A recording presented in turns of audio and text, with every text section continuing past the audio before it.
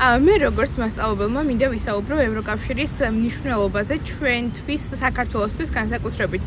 მნიშვნელოვანია რომ საქართველო გახდეს ევროკავშირის წევრი, რადგანაც ახლანდელ თაობას მათ შორის მე როგორც სტუდენტსაც მინდა მქონდეს თავისუფალი განათლება, მინდა მქონდეს წვდომა ევროპულ განათლებაზე და ევროპულ ღირებულებებზე.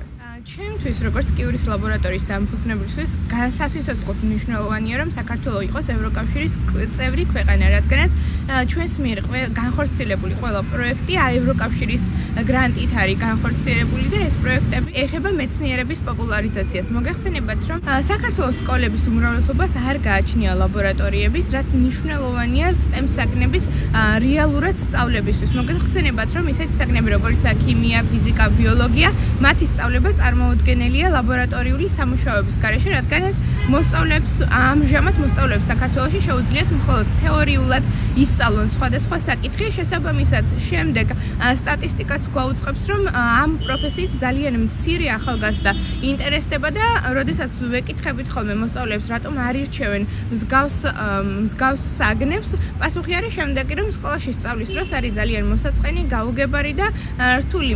როდესაც ვეკითხებით ხოლმე, რამდენად ხშირად უტარდებათ ლაბორატორიაში გაკვეთილები, პასუხი შემდეგია, რომ ლაბორატორიები საერთოდაც კი არ აქვს. ჩვენი პროექტები კიურის ლაბორატორიის მიერ განხორციელებული ყველა ეხება, რომ მოსწავლეებს ჰქონდეთ პრაქტიკული შესაძლებლობა ჩაატაროს თუნდაც მცირედი ცდები. განსაკუთრებით კი მნიშვნელოვანია გოგოების ჩართულობა ამ სფეროში და მახსენდება ერთი ყველაზე მნიშვნელოვანი პროექტი, ეს არის მეცნიერების ელჩები.